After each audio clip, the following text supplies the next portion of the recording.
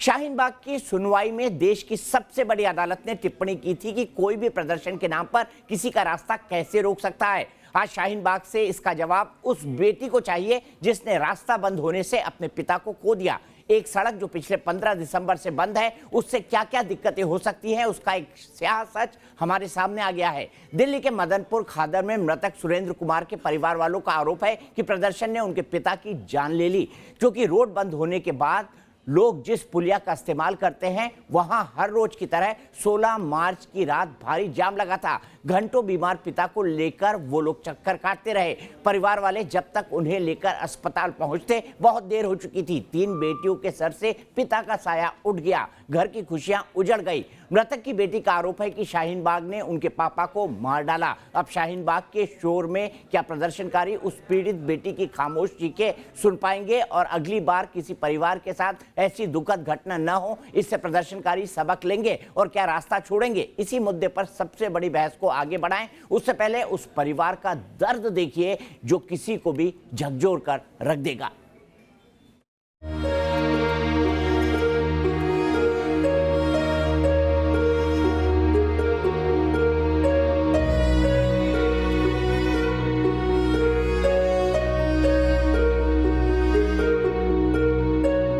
Doctor ने जैसे अंदर ले गए, डॉक्टर थोड़ी देर बाद आए, उन्होंने कहा भी नहीं बचे, अगर आप 20 मिनट या 30 मिनट पहले आ जाते तो शायद बच जाते। तो इस जाम की वजह से ही मेरे पापा की ये हालत हुई। किसको दोषी मान सकते? यदि ये रास्ता खुला होता सर तो हमारे आदमी बच जाते। दर्द के सैलाब में काश की ऐसी तपिश कि पत्थर भी पिघल जाए। एक परिवार की दुनिया आज वीरान हो गई। 3 बेटियों के सिर से पिता का साया उठ गया, बीमार महिला का सुहाग उजड़ गया और बाकी है तो सिर्फ काश पापा को अस्पताल 20-30 मिनट पहले पहुंचा दिया होता तो वो बच जाते, खुशियां यूं खाक न होती, परिवार यूं न टूटता अगर घर और अस्पताल के बीच शाहीन बाग प्रदर्शन की इतनी बड़ी दीवार न होती। जाम जो नहर की तरफ से आप ले गए, अमूमन लगता था या शाहीन बाग की वजह से ही ये जाम? शाहीन बाग की वजह से तो लगा, क्योंकि एक ही रास्ता है, अगर वहाँ का खुला होगा तो वहाँ से जाएंगे ना सवारियाँ ये लोग, तो शाहीन बाग की वजह से तो है ये। परिवार में कौन कौन है, अब कैसे जिम्मेदारी, कैसे परिवार? 3 सिस्टर हैं, सबसे बड़ी मैं हूँ, फिर ये है, एक मेरी छोटी सिस्टर है, अभी मेरी मम्मी है, अभी इनका ऑपरेशन हुआ है।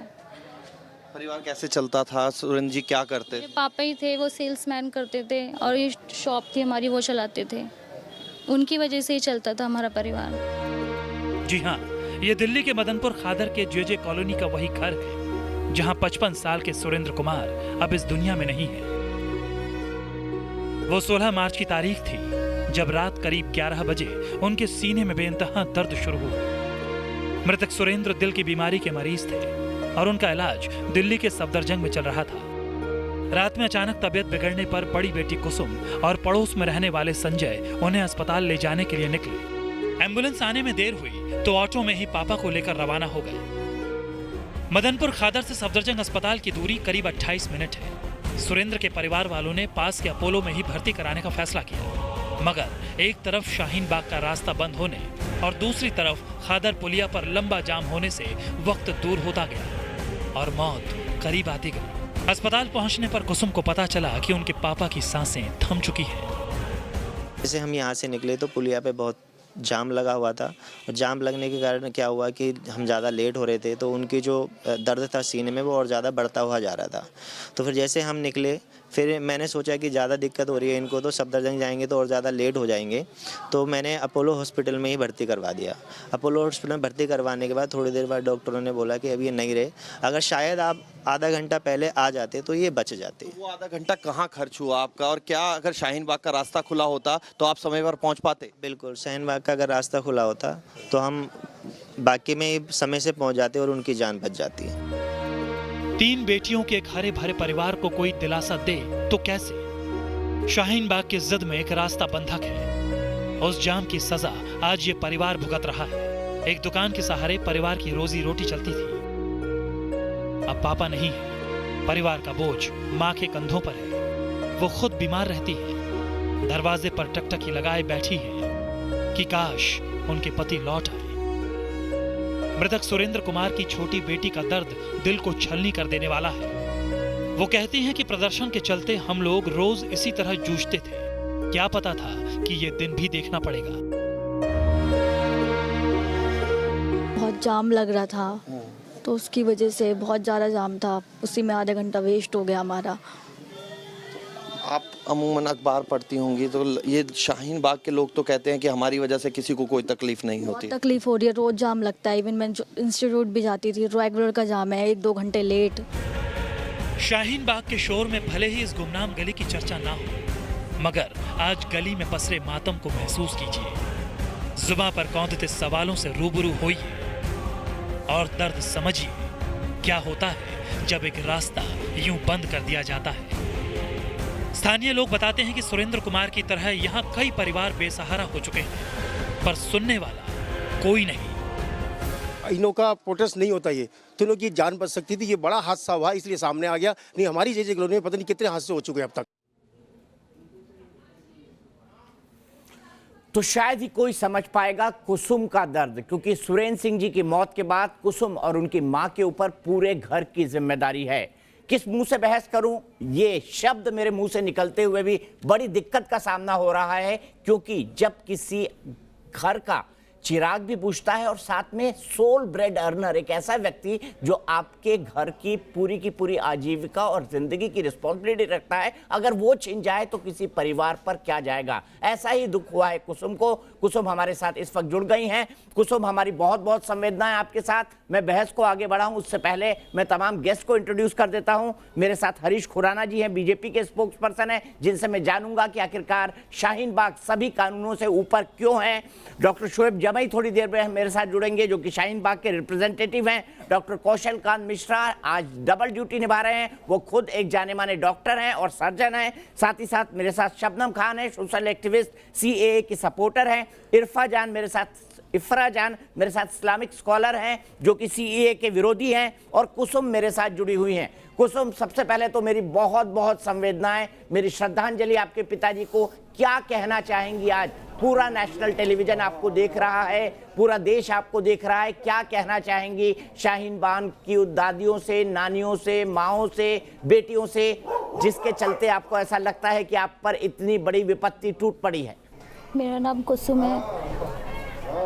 16 तारीख की रात को मेरे पापा के सीने में अचानक दर्द हुआ। वैसे ही हमने गाड़ी से पापा को हॉस्पिटल ले गए। शाहीन बाग की प्रोटेस्ट की वजह से वो रास्ता बंद है, तो हमने खादरगांव का रास्ते से ले गए पापा को। लेकिन वहाँ 20-30 मिनट तक जाम था, जिसकी वजह से पापा को लेट हो गई ले जाने में। हॉस्पिटल जैसे ही पहुँचे, पापा को सफदरजंग में ले जाना था, अपोलो में तो हम ले जा नहीं सकते थे। सफदरजंग से ही पापा का इलाज चल रहा था, बट पापा को हार्ट बीट बहुत तेज़ी से बढ़ने लगी, जिसके कारण हमें इमरजेंसी में अपोलो में पापा को ले जाना पड़ा। बट जैसे ही पापा डॉक्टर के पास पहुँचे इमरजेंसी में, डॉक्टर ने बताया, इतनी देर से आप कहाँ थे? आपको अपने पापा की चिंता नहीं थी? इतनी देर से कहाँ थे? इनको इतनी देर से पेन हो रहा था। हमने कहा जैसे ही पापा को दर्द हो हम हॉस्पिटल ही लेके आए हैं। बट 20-30 मिनट से हम ट्रैफिक में फंसे थे, खादरगांव के फुलिया के ट्रैफिक में। डॉक्टर ने कहा अगर तुम 20 या 30 मिनट पहले आ जाते तो काश आपके पापा बच जाते। मैं बस इतना ही बोलना चाहती हूँ, जो मेरे साथ हुआ है वो किसी के साथ ना हो। शाहीन बाग का प्रोटेस्ट हटा दिया जाए बस। कुसुम, आप हमारे साथ जुड़े रहिए। इफ्रा, आपको तुरंत इनसे माफ़ी नहीं मांग लेनी चाहिए, आपको देश से माफ़ी नहीं मांग लेनी चाहिए। आपको ये भी समझना चाहिए कि 3 महीने से आप लोगों ने जो किया हुआ है, उसने एक पूरे के पूरे परिवार की जिंदगी उजाड़ दी। आपको थोड़ी भी शर्म नहीं आती कि ये क्यों चल रहा है?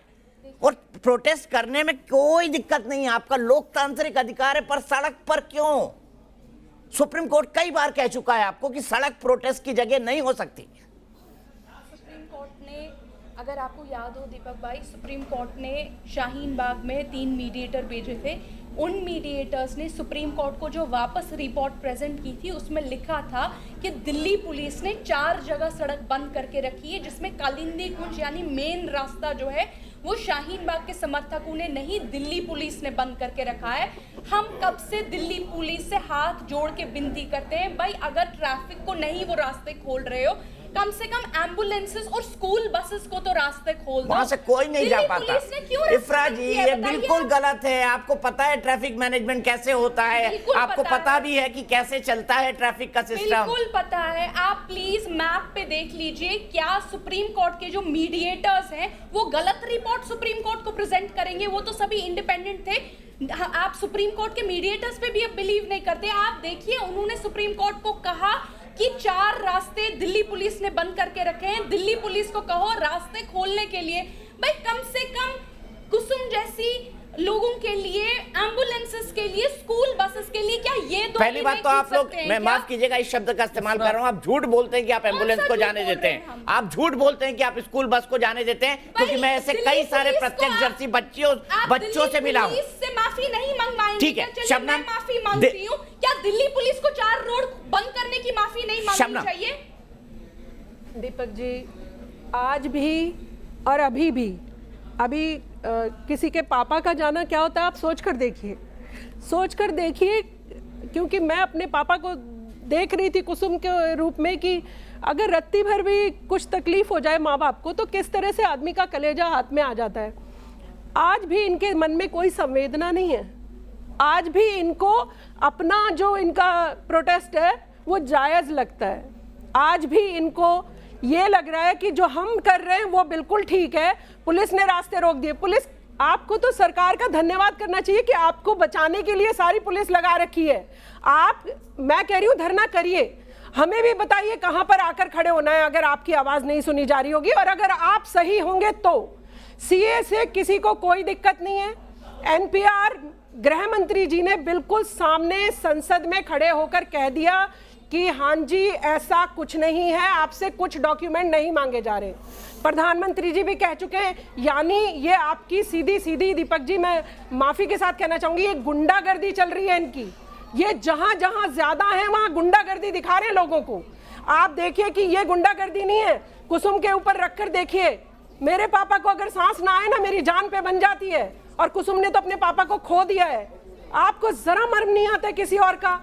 क्या हिंदू भाई की जान आपको रत्ती भर भी तकलीफ नहीं होती? क्या हिंदू भाइयों की जान नहीं होती? क्या शाहीन बाग में जो दादियां, नानियां, माताएं, बहनें बैठी है उनमें थोड़ी भी मानवता नहीं है? थोड़ी भी मानवता नहीं है? बच्चे परेशान हैं, कोरोना स्टेज 3 पर ना आ जाए, वो बोलती है कि जवाब नहीं ना। मुझे बताइए, कोरोना का इतना बड़ा खतरा है, आपको अपनी जिद की पड़ी हुई है, जिसके बारे में सरकार कई बयान दे चुकी है, सुप्रीम कोर्ट में मामला चल रहा है, उस पर भी भरोसा नहीं है आपको?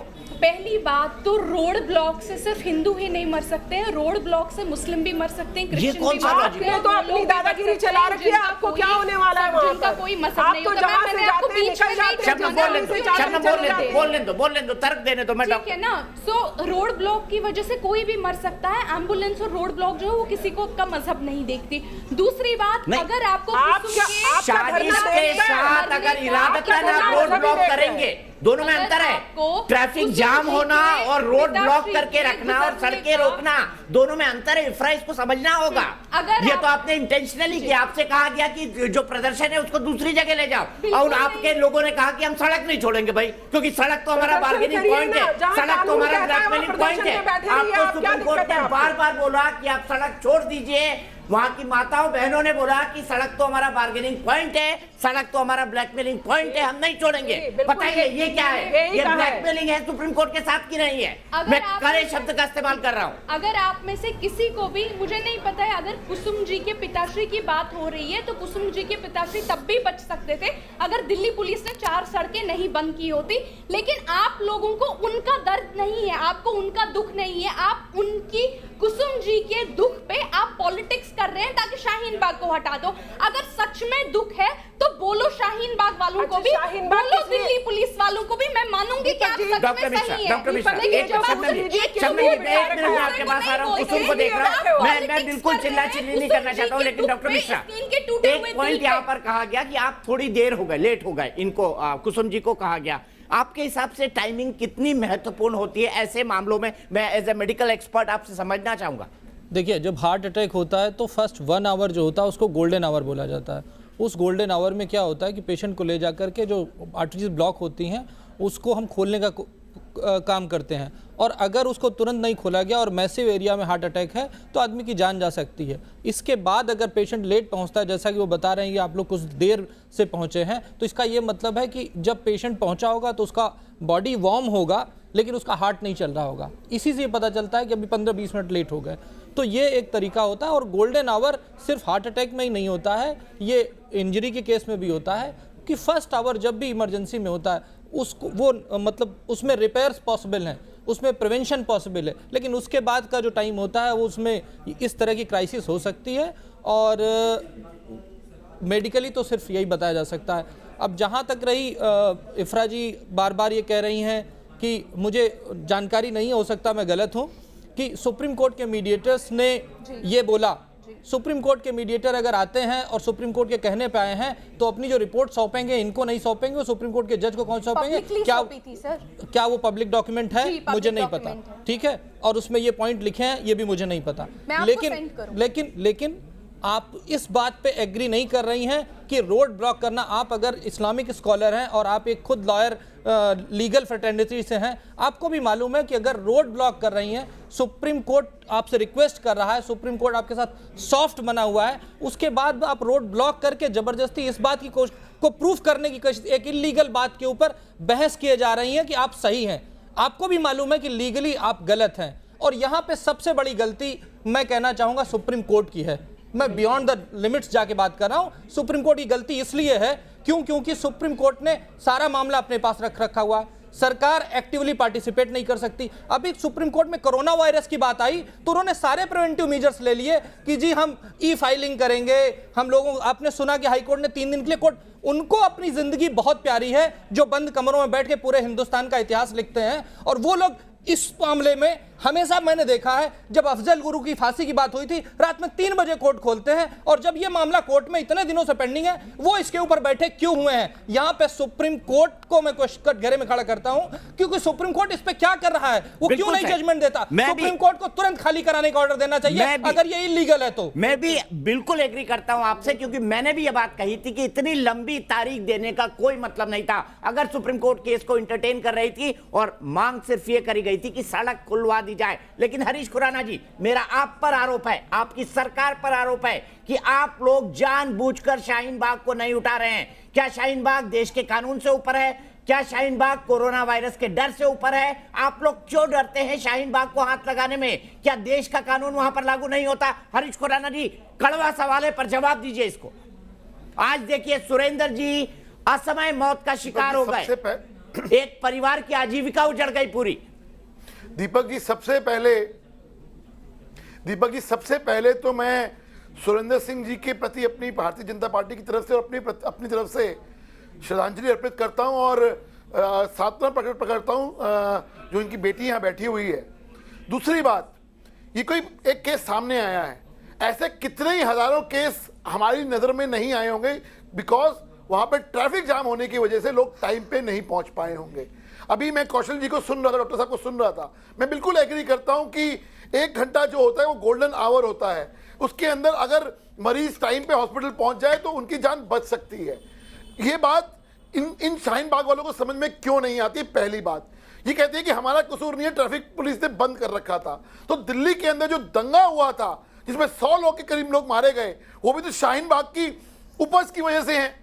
तीसरा इंपॉर्टेंट पॉइंट, आज जब पूरा देश लड़ रहा है एकजुट होके, चाहे वो कोई भी सरकार हो, चाहे वो अरविंद केजरीवाल की सरकार हो या उद्धव ठाकरे की सरकार हो या नवीन पटनायक की सरकार हो, हम कोरोना वायरस से लड़ रहे हैं और एक स्टेज 2 से को अपने आप को हम निकालने की बात कर रहे हैं। तो आज ये क्यों ड्रामा करते, क्यों नहीं अपना ये तर्क मत कीजिए हरीश खुराना जी, मेरा सीधा आरोप है आप डरते हैं शाहीन बाग के लोगों से, आप डरते हैं, आप बलपूर्वक उनको नहीं हटा सकते क्योंकि आपको लगता है हल्ला मच जाएगा कि मुसलमानों को उठा दिया, शाहीन बाग के प्रदर्शनकारियों को उठा दिया, और यही कारण है। देखिए, सरकार से ऊपर कोई नहीं है, संविधान से ऊपर कोई नहीं है। संविधान को अगर कोई ताक पे रखेगा तो कोई भी सरकार हो, चाहे वो केंद्र की सरकार हो चाहे राज्य की सरकार हो, इसको बर्दाश्त नहीं करेगी। लेकिन अब चूंकि कब करेंगे भाई? शबनम जी आपसे सवाल पूछ रहे हैं, शबनम जी पूछिए। ऐसे मुद्दे के ऊपर हरीश भाई ये तो आप वही कर रहे हैं जो देखिए, दूसरी आपको पार्टियों ने मालूम है, मुसलमानों अब को कोर्ट के बदतमीज अंदर है बनाने केस। का काम किया। ये तो आप वही काम करना शुरू कर दिया आपने भी। कम से कम बीजेपी से तो ऐसी आशा नहीं थी। प्रधानमंत्री नरेंद्र मोदी बड़े बड़े फैसले लेने वाले माने जाते हैं। मेरी मुझे बहन, तो आपसे आपको आशा थी समझना- कि शायद आप एक मुसलमानों को सही दिशा दिखाने का काम करेंगे, इस तरीके के अड़ियल और बदतमीज जो लोग हैं उन्हें सुधारने का काम करेंगे। आपने भी इन अड़ियल बदतमीजों का साथ देना शुरू कर दिया। आपने भी सॉफ्ट कॉर्नर अपना लिया, जैसे और लोगों ने वोट बैंक की खातिर इस तरीके के अड़ियल और बदतमीज मुसलमान बना के हमारे देश में जोक की तरह चिपका दिए। शबनम बहन, हरीश भाई साहब, आप शबनम क्यों बहन, डरते हैं पहली बात, इनसे? कोई सॉफ्ट क्यों कॉर्नर डरते हैं नहीं ऐसे है। ठीक है, अड़ियल और गुनहगारों से? हरीश भाई से मैं आपको जवाब नहीं लूंगा, डरते, पहली लेकिन बात। कुसुम आपको समझना चाहिए, मैं आपको आपको वादा समझना करता हूँ हरीश चाहिए, भाई, मैं कोर्ट- ब्रेक के बाद कोर्ट आपसे केस है जवाब आज की लूंगा। डेट में। मैं कुसुम अगर को बल वादा पूर्वक करना उठाएंगे- चाहता हूँ। कुसुम, मैं व्यक्तिगत तौर पर कह रहा हूँ कि मुझे पता है कि इस वक्त आपके परिवार पर कितनी बड़ी आपदा है। आपके इस कॉज को मैं साथ लेकर चलूंगा जब तक मैं खड़ा हूँ।